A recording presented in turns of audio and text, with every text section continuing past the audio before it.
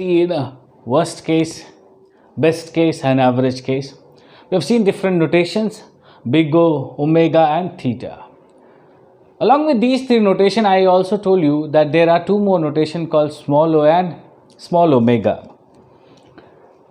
We have represented what is big O, what is omega, what is theta. Same thing we can represent in this format also. What is this format? Fn is equals to big O of g of n. I told you whenever this is going to be true, that means this Fn is going to be less than equal to g of n.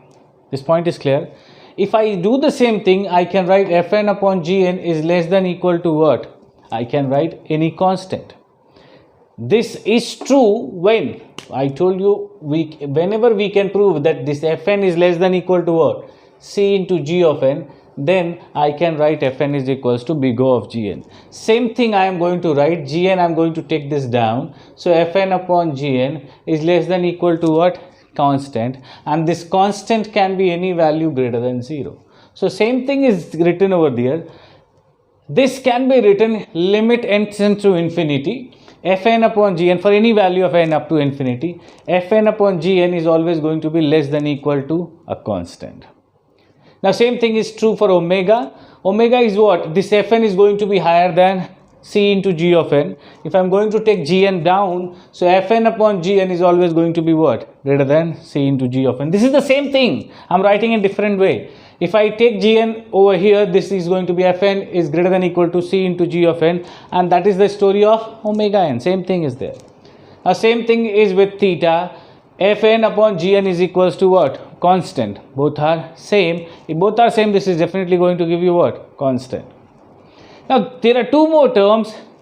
Fn is equals to what is small o and small omega. So let us try to understand what is small o and how come this is different from big O. Now if Fn and Gn is given, if Fn is 3n, Gn is 5n, if Fn is 3n, Gn is 5n, both are having same order. If I will use this methodology, I can write limit n tends to infinity Fn upon Gn. Now in place of Fn, I can write what? 3n upon 5n. This n will be cancelled out and we'll get what? 3 by 5. We are getting a constant value which is always going to be less. This 3.5, if I will replace here, this value we are getting what? 3 by 5, and this can always be true for any constant value which is higher than greater than equal 3 by 5. So this is always going to be true. So I can write Fn is equals to big O of g of. This point is clear. This is also true in this case. Why? This is we are getting what? I told you whenever you are comparing two things of same order, I can prove that as big O as well as omega because both asymptotically both are same. So this can be proved as Fn is less than equal to C into g of n. Same thing can be proved as Fn is greater than equal to C into g of n. Try to see the second part. Same thing is there. Fn can be written as big O of Gn. Fn upon Gn, what value we have got? 3 by 5. If I am going to replace this with 3 by 5, it is written 3 by 5 is going to be greater than equal to any value constant C. Now C I can take any value from 0 to 3 by 5 and this is always going to be high. That means this can also be true. If I take C is equals to let's say 0.5, so 3.3 by 5 is going to be higher than 0.5. That means this is also true. Now 3 by 5 is a constant value also. You can see Fn upon Gn is equals to C. This 3 by 5 is a constant and which is higher than 0. It is exact one value. So this is also true. That means these three notation can be written for this exercise. Both are 3. Everything is, I can write in this case Fn is equals to big O g of n.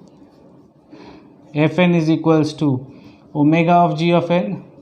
And best case and worst case both are same, so I can write Fn is equals to theta into g of n. Both all are exactly same.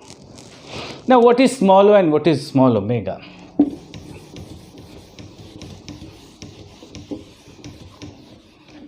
Small o is written limit n tends to infinity fn upon gn is equal to 0.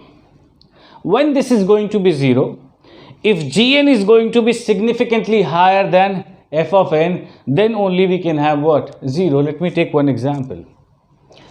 Fn is equals to, let's say, n, gn is equals to n square. Now apply limit method.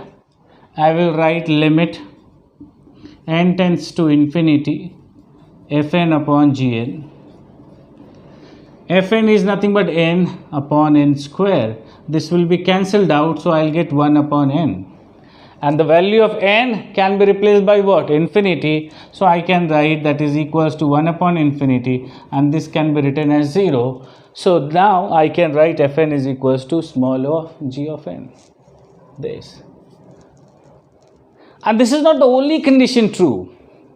This is one thing. When this can be written as small o, whenever I can write in this form, whenever the fn upon gn limit n tends to infinity is going to give you exact 0, that means this is small o.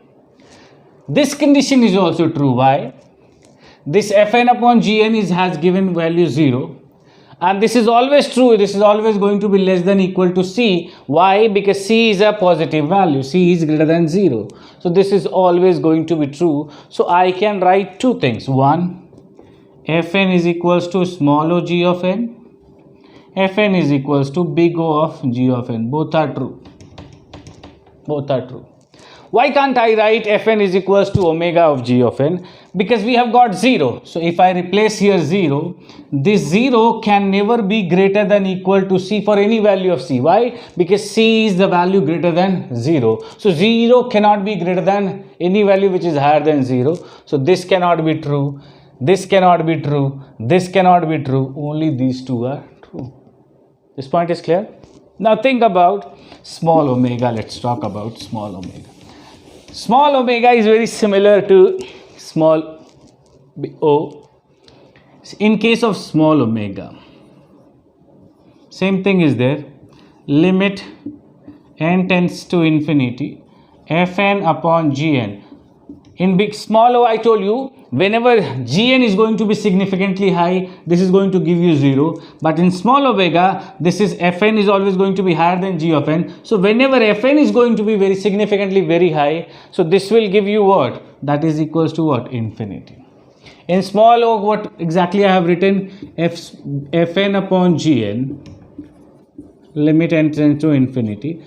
Big O relationship means fn is going to be less than gn, but when gn is significantly very high, this is always going to give you 0. So this is small o also. Similarly here, omega is fn is always going to be higher than g of n, but whenever fn is significantly higher than g of n, this is going to give you infinity. How? Let me take one example. Fn is equals to, let's say, n square, g of n is equals to n. Now apply the method. Limit n tends to infinity fn upon g of n, that is n square upon n. N will be cancelled out, so we'll have n. I can put n is equals to what? Infinity. So this is going to give you infinity. So this is true. Now this is not the only thing true. You can see this big omega is also going to be true. Why? Because this much has given infinity, and infinity is always going to be higher than any value. So this is also true. Can I write big O also?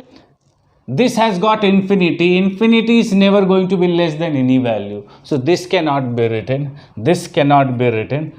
Small omega and big omega is true. So this is called limit method, just to find out relation between two given complexity.